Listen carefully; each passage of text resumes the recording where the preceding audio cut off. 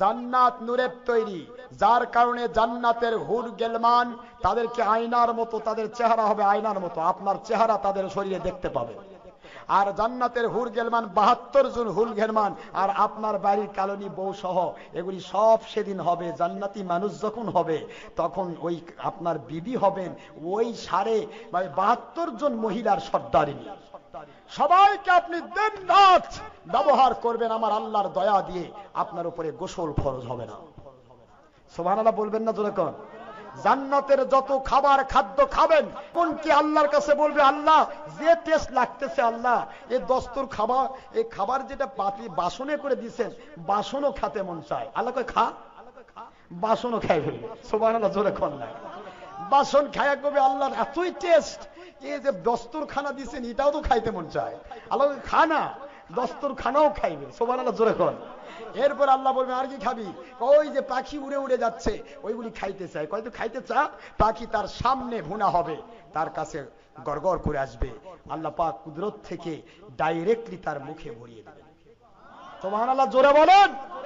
এত খাদ্য খাবার খাবে, তারপরেও জান্নাতীদের পেশাব পায়খানা হবে না।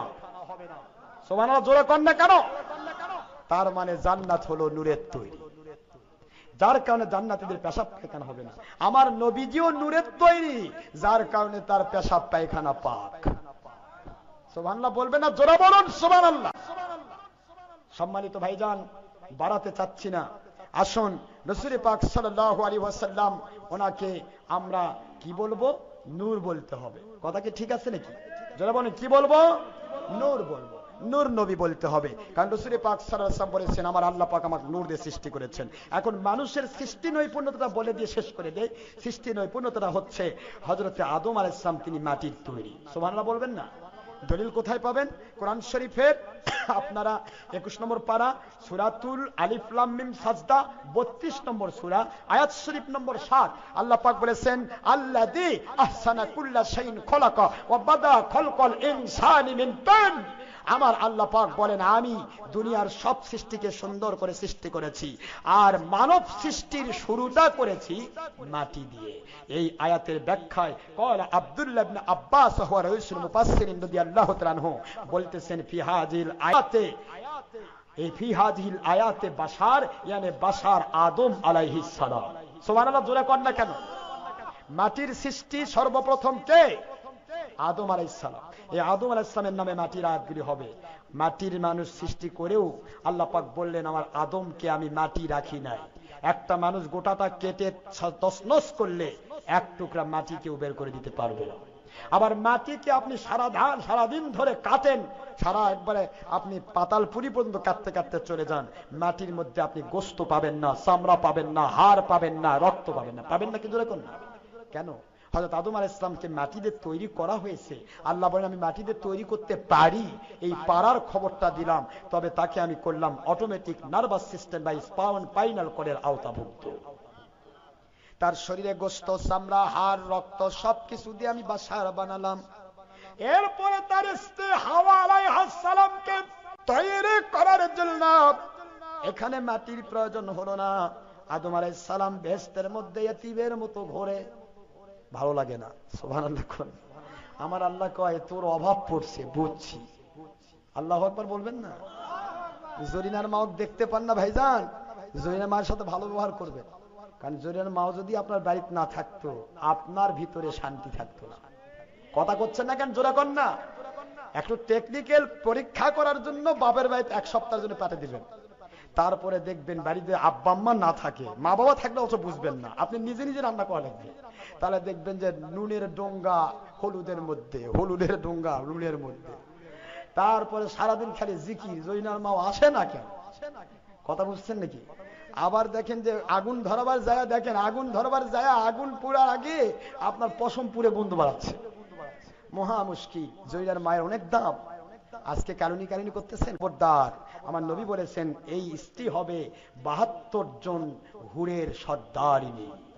সুবহানাল্লাহ জোরে বলুন। বিবির দিকে নেক নজরে তাকাবেন।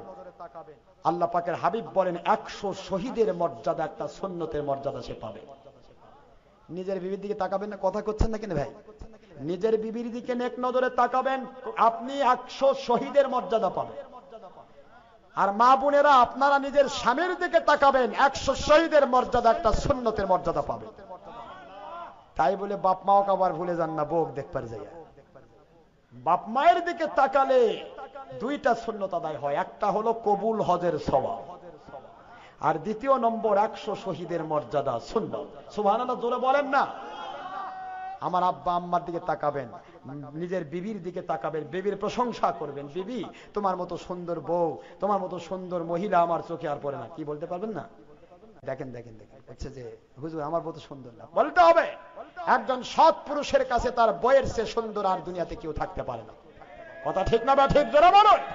আমার আল্লাহ বলেন, তোমার বিবির দিকে তাকিয়ে যদি তুমি খুশি হও আর প্রশংসা করো, বিবি তোমার মতো সুন্দর আর কেউ নাই, তোমার বিবির প্রাণটা ভরে যাবে। তোমার বিবি অন্তর দিয়ে আল্লাহর কাছে দোয়া করবে, আল্লাহ পাক আমার স্বামী আমাকে এত বেশি ভালোবাসে, তুমি তার হায়াত বাড়িয়ে দাও। আল্লাহ পাক দয়া করে তার বিবি যেহেতু হালাল রুজি খায়, আপনার এই বিবির দোয়া কবুল করে আপনার হায়াত বাড়িয়ে দিবে। আপনার বিবি কিন্তু হালাল রুজি খায়। বিবির দিকে নজর দিয়ে একটু প্রশংসা করবেন, বইরা খুশি হয়। সুবহানাল্লাহ, জোরে কোন। বলবেন যে তোমার ভাই খুব ভালো, আবার কবেন না তোর ভাই তো চোর, তাহলে বলবে যে তোর ভাই তো ডাকাত। এই করতে করতে মার গন্ডগোল শুরু হয়ে যাবে। এই জন্য আল্লাহর হাবিব কি টেকনিক্যালি বলেন, বিবির কাছ থেকে যদি ভালোবাসা পেতে চাও, ভালোবাসা পাওয়ার বিভিন্ন টেকনিক আছে, সেই টেকটা শিক্ষা দিয়েছেন মুহাম্মাদুর রাসূলুল্লাহ সাল্লাল্লাহু আলাইহি ওয়াসাল্লাম। আল্লাহর হাবিব বুঝাইলেন, তোমার বিবির প্রশংসা করো। দুনিয়ার কারো সামনে প্রশংসা করা জায়েজ নাই।